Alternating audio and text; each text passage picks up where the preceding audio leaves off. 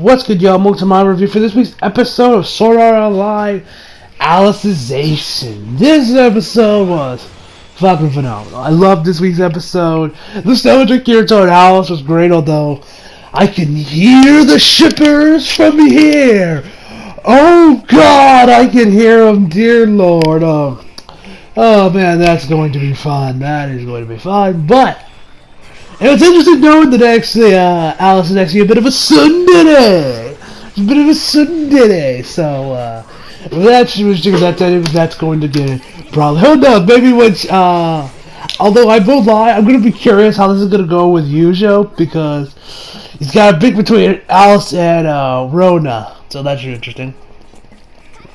So that's one thing I'm definitely curious about is that, like, when Yujo and Kira save Alice and she's back to herself, will she still stay as Yujo's friend, or will she dump Rona and go for Alice instead? That's going to be the question. And I can already see it's going to divide the fandom whenever that gets dropped. If that hasn't already divided the light, that's probably already divided the light novel community. I don't even know if the arc's still going in the light novel, but whatever the case may be, yeah. But one thing before we get into this week's episode is actually, I'm about caught up, well, as caught up as I can be, on The Promised Neverland. Because you guys know I watched it on Crunchyroll, and you guys know I don't have Premiere, so I haven't seen the latest episode. But I'm up to episode 3. And I actually got caught into the series last week, but I just forgot to mention it in my review last week, so I'm mentioning it here. I love the show. So far, the show's lovely, and I know a lot of people have said, this is like the modern day Death Note. And I will definitely say that, as cliche as it sounds, I am in that boat. I definitely say this is like the modern day Death Note equivalent. It kind of has a mixture between Death Note and Erase in a way, where it kind of is like the mysterious kind of maybe not so much Erase, because Erase was more of a murder mystery.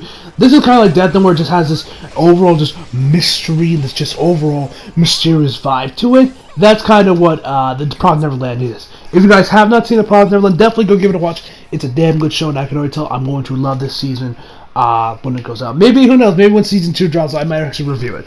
Although I probably won't. Just telling you guys that. I've also been watching Dororo, or Dororo. I'm pretty sure I've seen that, Dororo. I got caught up to that show as well, and man, yeah. That's probably going to be my show of the season. I still have yet to see Mob Psycho's 100 Season 2. I just haven't found the time to get caught up on that. I need to get started watching that. I think I'll try and watch it sometime next week, whenever I can. I still need to work on my top 10s and all. I still need to get work on those. I might try and work on them tomorrow if I can. But yeah, Dororo, definitely amazing. Like that's definitely gonna be that's going to be like the dark horse of anime season. I wouldn't be surprised. It's gonna be a lot of people's favorite from the season. It's going between that and Promised Neverland. That Promised Neverland and Mob Psycho 100 are gonna be like the top 3 seasons that everyone's gonna be debating about which one is anime of the season: Mob Psycho, Dororo, or Promised Neverland. For me so far, I say Dororo is probably my favorite anime this season. If we're not counting continuations Alicization. But enough jibber jabber. Let's get into this week's episode. So we started this episode off. We got right where we left over. We got Kirito. His sword is inside one of these little creases or little openings in the wall. His sword just chilling there. He's dangling from the thing, and he actually is also carrying Alice. He's grabbing her with her hand, and we've learned throughout this whole episode that, dear God, Kirito has superhuman strength. This man, has this man secretly been hitting the gym before he went to RAF and, did this whole experiment? Has he seriously secretly been hitting the gym? Because the man got the strength of Bobby Trashley or Mark Henry. This man is hella strong. I'm just sitting there bro, how are you this strong? The man has some incredible feats of strength down this level. So you're just dear God, for a nerd, you are surprisingly strong. This man got superhuman strength. I don't know if that's from the game or the dude is legit this strong. I feel like some of it's the game, but dear God. Anyway, enough of me talking. We'll get to Kirito's superhuman tests of strength later on when we get to that part in the episode. But so he's sitting there. Alice is like, let go of me, let go of me. Why won't? And then she, like, let go of me and let go of me. Like, she's like, I don't plan on living with the shame of being saved by some sinner like you. And so she starts moving around a little bit, and Kirito, and by the way, if any of y'all want to hear Kirito's Japanese voice actor say Baka, this is the episode for you, because he says it about 8 times. Yes, the episode even says 8 times. As if any of us were actually paying attention, but, so he says, hey, stop moving, idiot, or stop moving, Baka. Like, Kirito says Baka so many times, I just couldn't help but start laughing, because, of course, of all the Baka memes.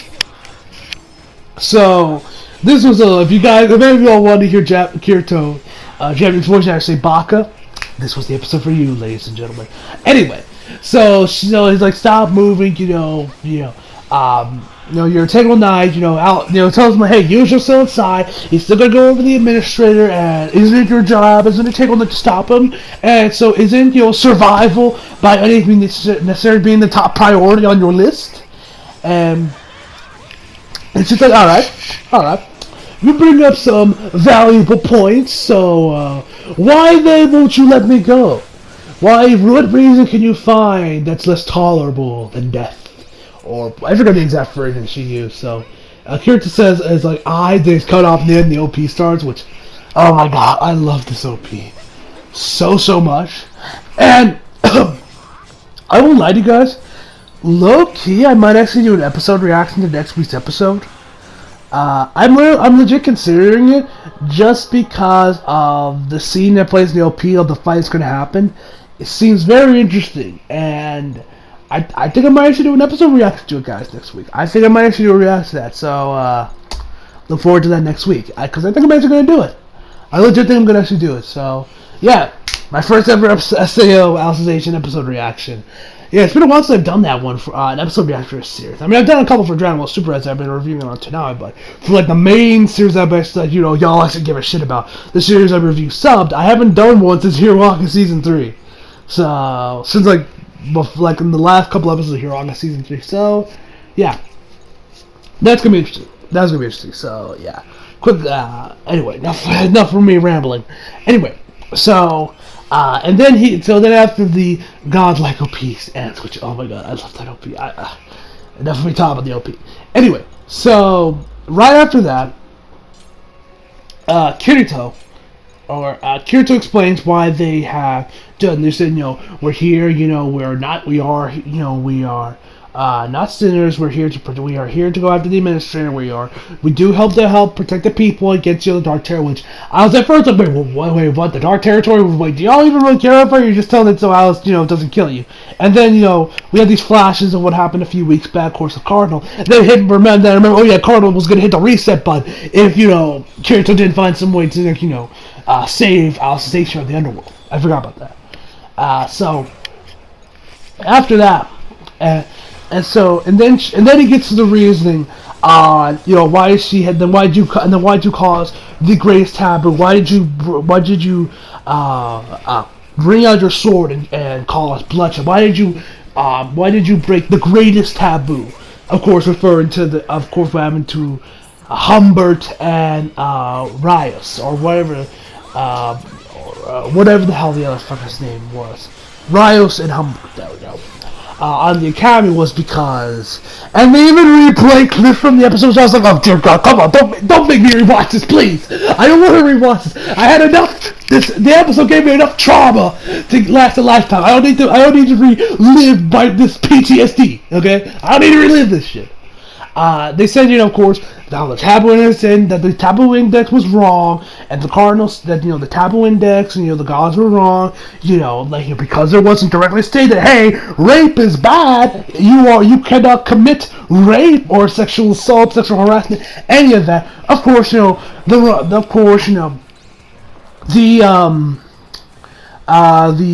nobles took advantage of girls.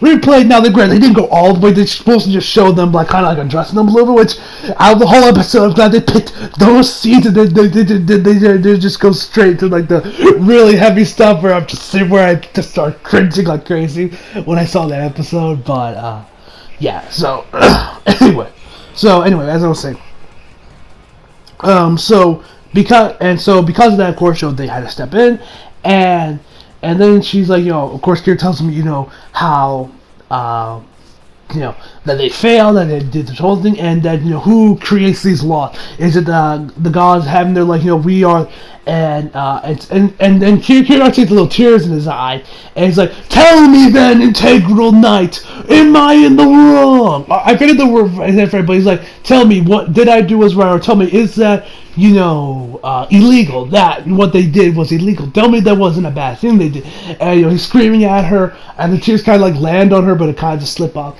and I guess Alice's Integral Night program took over, because you can even hear this in her voice a little bit, which I thought was actually a nice touch from the Japanese voice and the voice of Alice. Her voice did definitely sound a little different. They're a little bit more, I guess you could say, robotic.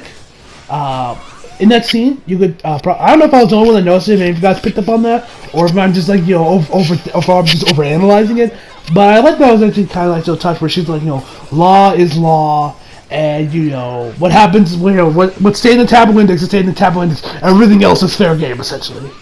And I forget where this was the episode, where in this conversation this was. But Kirito also talks about how about who created these laws, was it the gods, and Alice tells him that the actions of the gods are through her servants. And then he says, then why haven't the gods strike me down with lightning and had me burn to death as divine punishment for my actions? Of course, didn't do it like JD does, but he was like, why haven't they striked me down? Huh? And she doesn't have an answer for that. At least as far she didn't have an answer for that, which was interesting. So after that, we get some shots of Yujo, and then they decide to work together. And so this is the first insane test of Kirito's strength in this episode, where I'm like, dear guys, this man been hitting the gym, because he literally takes Alice and pulls her up with just his hand, just grabs her arm and just pulls her up to over his head, and just kind of holds her up there for a good couple seconds. So like, hey, put your sword inside the wedge so that because my sword's it's starting to slip, it's starting to come out, and I'm like, because keep in mind, I'm sure that armor is pretty heavy. Because that's probably some high grade armor mixed with her sword and how high leveled it is, and just how high level Alice is. Kirito must have some insane strength to pull her up, and so she puts her sword in, but Kirito's sword falls out, and it's not for a second that we think Kirito's about to fall to his death. But Alice grabs him by the collar and pulls him up, which was actually kind of comedic. See, Alice just kind of hold Kirito by his collar while just kind of dangles there for a couple seconds. So she pulls him up. This is the first thing where we see that Alice is low-key actually a tsundere, because she puts her up over to her shoulder, over her head, and just kind of looks away, just with this typical tsundere expression on her face that she looks away. She doesn't even really look at Kirito baka. It was funny. So Kira puts a sword in there, and then they kind of just sit there for a couple seconds. And then she's like, hey, why don't we call a truce? Why don't we call a truce for what we did? Until we get back inside. And she's like, a truce? Yes, and so what is inside this truce? Now, we just help each other, we just save each other from falling to our death. She's like, alright. And he's like, you got any rope? But I'm probably asking too much. So he asks him, hey, you got any rope? And she's like, that's actually logical. And that's actually a logical question. I'll give you that, but can't be helped. So she's like, system code. Change, I forget the exact call what it was, but she chains her glove into a rope. Well, it's a rope, but it's a chain. It's a chain that works the same, which I guess works which is gonna work as a rope, so it gets the same difference. But, so her glove, one of the gloves on her hands becomes a rope, or a chain, I guess I should say. So they put it on each other just to kind of help them from falling, and so and then they're kind of just okay, what's next? And then they're like, okay, we got three options now. And first asking hey, can that dragon you have, can that dragon help us out here? Can it save us? Can it pick it up? It's like, nah, it can only go up to the 30th floor. And you can't go much higher than that. Even the birds can reach the higher floors of the cathedral, and that apparently that was actually purposely, there was actually like a spell or something put on the higher floors by the administrator herself, or the pontifex, I should say. Which I'm assuming that has to do with the fact that so nobody gets into her room and maybe either assassinates her or anything, just so nobody sees her room. They go to set floors while, you know, I'm sure all the secretive stuff happens on the top floors. And they don't want to see that. So, like, okay, so we can't, and so after that they're like, okay, we got 3 options. Either ascend, descend, or break through the wall again. It's like, okay, the third one's going to be difficult since the wall has almost a nearly infinite, has an infinite health bar, or nearly infinite health bar, I should say, with regenerative ability, so you can't really do that. So they can only really ascend or descend, and since they're not good, and since Kirito and the others don't want to have to fall down and then climb back up, they are just going to just ascend upwards. They're just going to ascend. And so, okay, can we climb up from here? She's like, yeah. And so Kirito switches hands. It's like system called Generate Metallic Elemental Wedge Shape.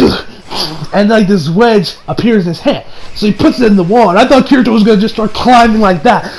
Using a wedge and the sword, just like climb up the wall via that way. But no. We see Kirito's a bit of a gymnast too. We see Kirito's has a bit of a gymnastics background. And played a little bit of the Tomb Raider games, you see.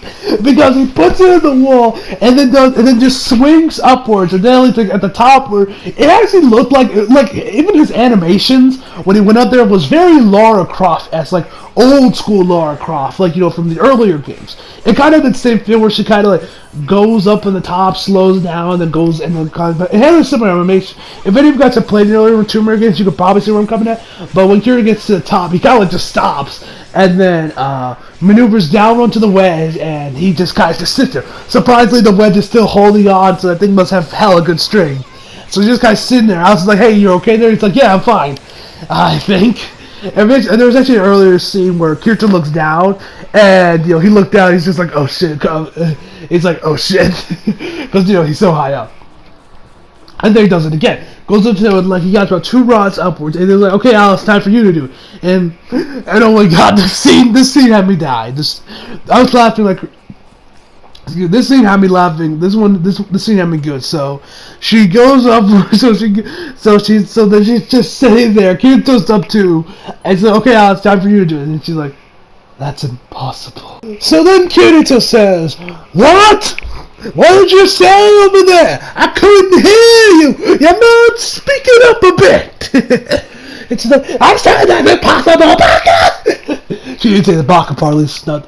Yeah, she didn't say that part.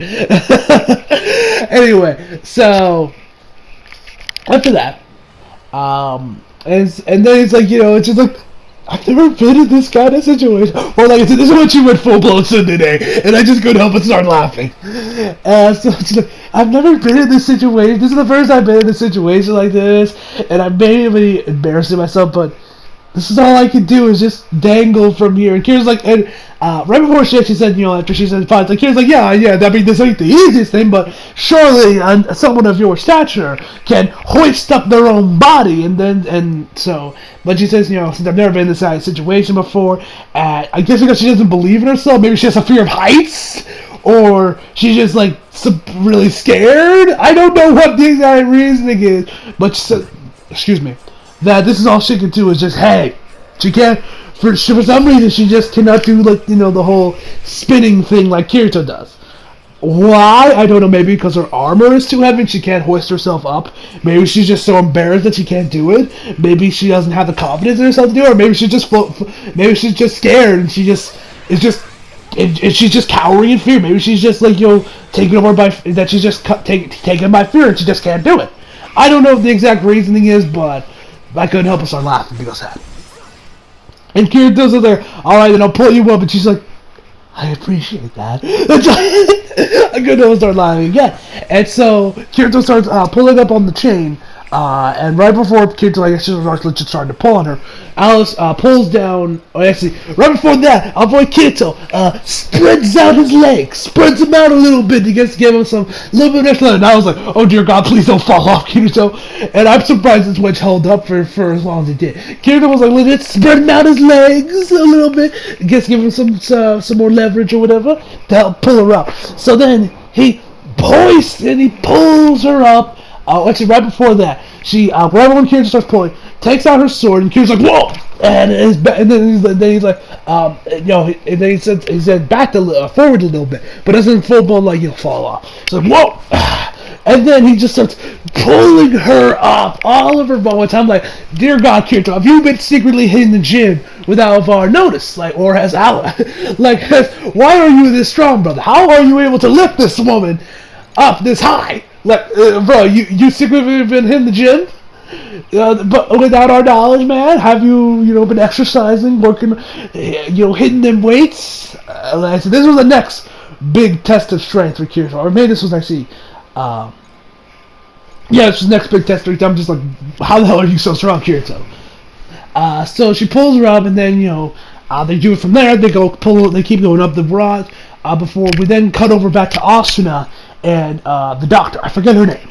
And I was actually like, no, come on, go back to Kirito, because shit was just getting good. And I was worried that this was going to take up the rest of the episode. Thankfully, it doesn't, and it's just a little part that was really nothing more than just setting up for, I'm assuming, what's going to happen later on, and probably won't be and I wouldn't be surprised if this leads directly into Asuna finding some way to get into Underworld, help out Kirito. We'll have to wait and see on that. But anyway, we get there. They're kind of enjoying breakfast. She's the doctor is like buttering up this pastry, and they're like, oh, they're kind of admiring the scenery. They see this ship in the back, and like in the distance, and like, oh, it's what is that? And like it's definitely not a fisherman's boat.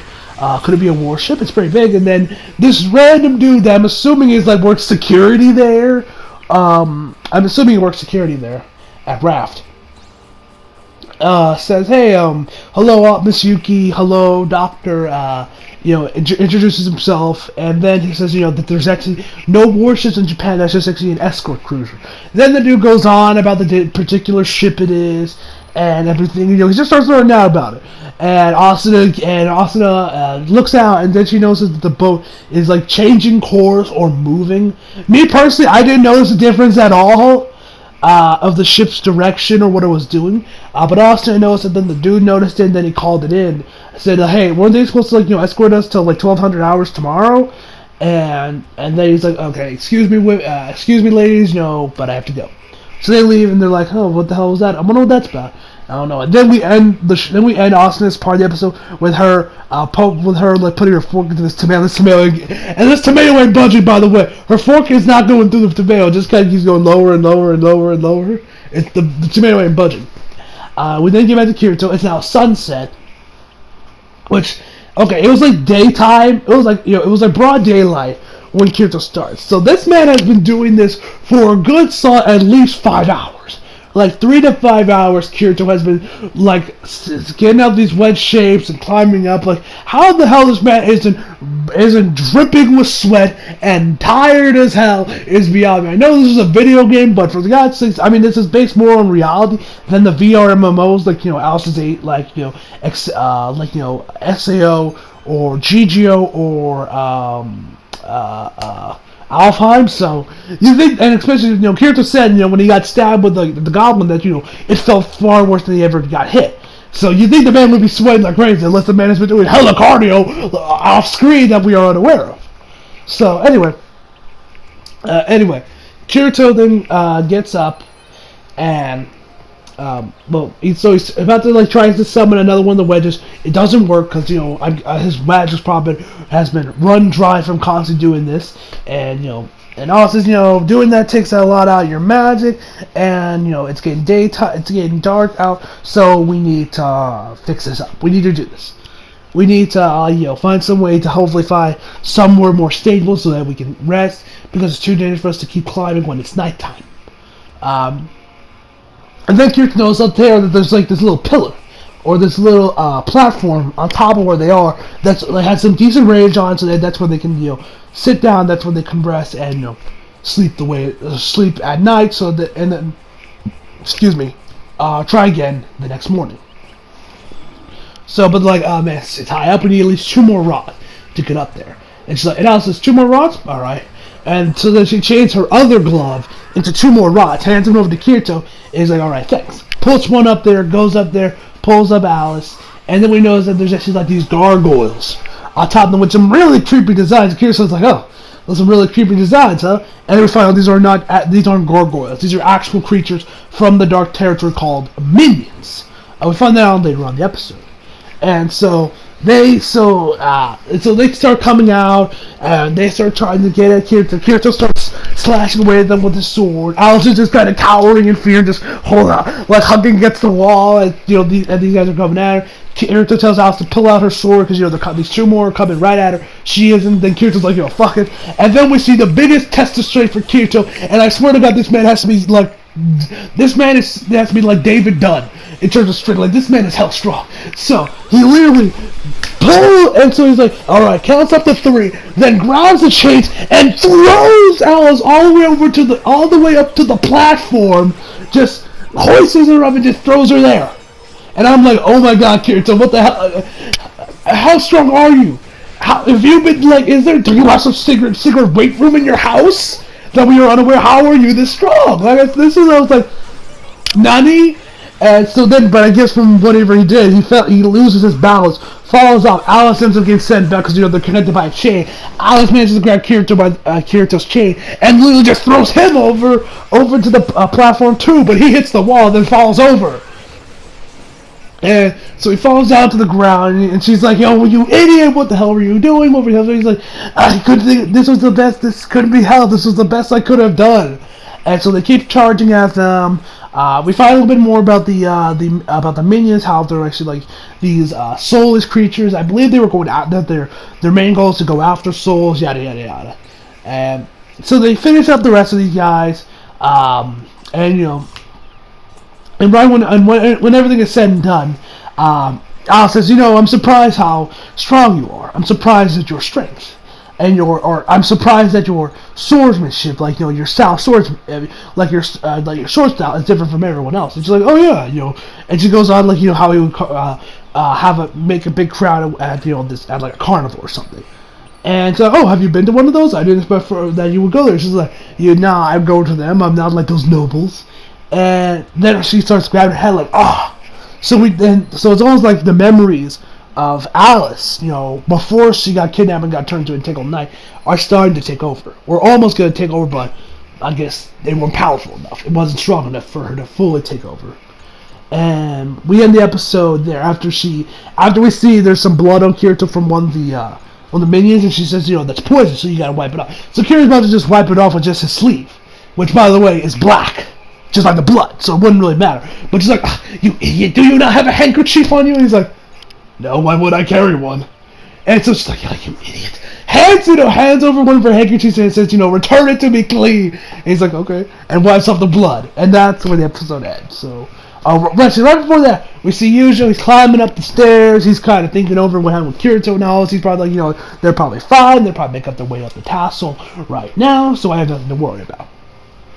So, after that, he opens the door to the 90th floor. It's actually a bit of a hot spring, a bath in this room. And then there's this one guy just chilling there. And he's like, hey, you mind waiting a little bit more?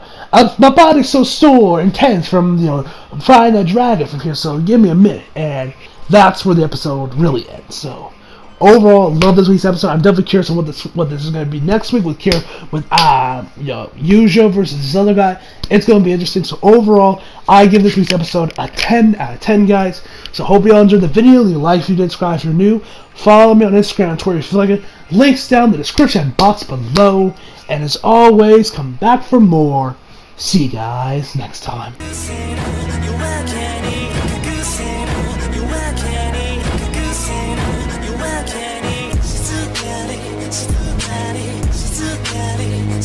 Body.